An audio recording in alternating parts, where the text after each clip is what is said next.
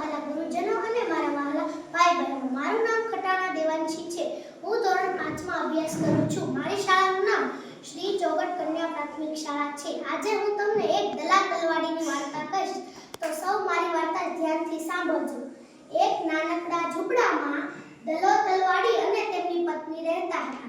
દલા તલવાડીને તો રીંગણા ભાવે, પણ તેમની પત્નીને તો રીંગણા ખૂબ જ ભાવે.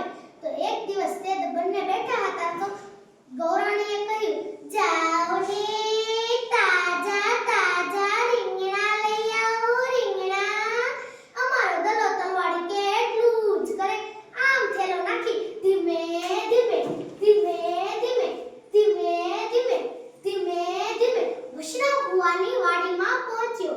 તો ત્યાં વશરામ ભુવાની વાડીમાં તો રીંગણા આવડા આવડા રીંગણા આવડા આવડા. તો દલા તલવાડીની નજર ત્યાં ગઈ અને બપોરનો સમય હતો. તો દલા તલવાડી અને વશરામ ભુવા તો ઘેર જમવા ચલા ગયા હતા અને વાડીમાં તો એક ચકલું નહોતું ફરકતું. પછી તો દલા તલવાડીનું મન ગયું ન્યા અને દલો તલવાડી જાય ધીમે ધીમે ધીમે ધીમે અને ઝાપો ખોલ્યો, પગ મૂક્યો અને અંદર જોયું. તો હવે એ વાંધો આવ્યો, પૂછવું કોને?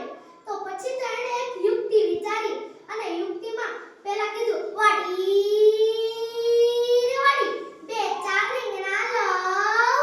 વાડી તો કાઈ બોલે નહીં. પછી પાછો એનો અવાજ બદલીને બોલે, બે ચાર શું 10-12 લઈ આવ ને, બે ચાર શું 10-12 લઈ આવ ને.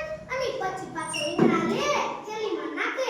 પછી પાછો ધીમે ધીમે ધીમે ધીમે ધીમે ધીમે ધીમે ધીમે ઘર તરફ ચાલ્યો છે અને ઘરે પહોંચી ગૌરાણીને દીધા રીંગણા. અને ગૌરાણીએ તો મસ્ત મજાનો ચૂલો જગવી અને મસ્ત મજાનું શાક બનાવ્યું. અને પછી તો ગૌરાણી ખાતી જાય વખાણ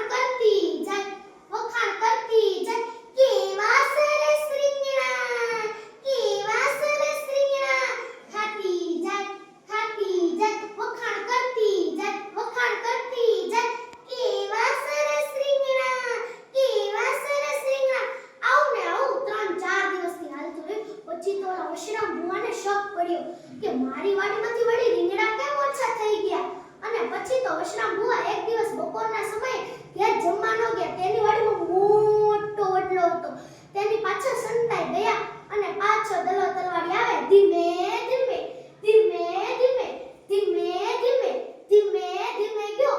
વશરામ ભુવા એવા સંતાઈ ગયા હતા, દલા તલવાડીને ખબર જ ના પડી. પછી પાછો અંદર ગયો અને પાછો પૂછે, વાડી રે વાડી, બે ચાર રીંગણા લાવ. વાડી તો કાઈ બોલે નહીં. પછી પાછો એનો અવાજ બદલે, બે ચાર શું 10-12 લઈ આવ ને, બે ચાર શું 10-12 લઈ આવ.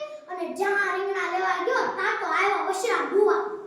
પછી તો વશરામ ભુવા, તમે જોયા છે વશરામ ભુવાને? વશરામ ભુવાની મૂછ તો આવડી આવડી મૂછ છે, આવડી આવડી મૂછ. અને ઓલો દલો તલવાડી તો પકડી ગયો. પછી તો પાછો એમ કે, મેં નથી ચોરી કરી. વશરામ ભુવા તો એવા ખાટા થઈ ગયા હતા, સીધો એની કાખ પકડી અને તેના વાડીની અંદર જે કૂવો હતો ત્યાં લઈ ગયા અને દોરડાથી બાંધીને કૂવામાં નાખ્યો. અને પાછો વશરામ ભુવા એમ કહે, કૂવા રે કૂવા, બે ચાર ડૂબકી મરાવું. કૂવો તો કાઈ બોલે નહીં. પછી પાછા એના અવાજ બદલીને બોલે, બે ચાર શું 10-12 મરાવો ને, બે ચાર શું 10-12 મરાવો ને, બે ચાર શું 10-12 મરાવો ને.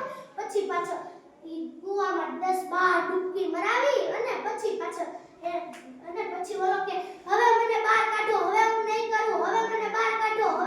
કરું. અને પછી વશરામ ભુવાને દયા આવી અને વશરામ ભુવા એને બારો કાઢ્યો અને પછી કીધું, હવે મારી વાડીમાં આવતો નહીં, નતર આ વખતે 10-12 ડૂબકી મરાવી છે, હવે પછી તને 50 ડૂબકી મરાવીશ. અને આમ કહી પછી દલો તલવાડી ઘેર જતો રહ્યો.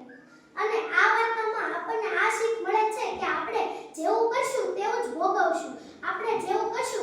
ભોગવશું. સરસ.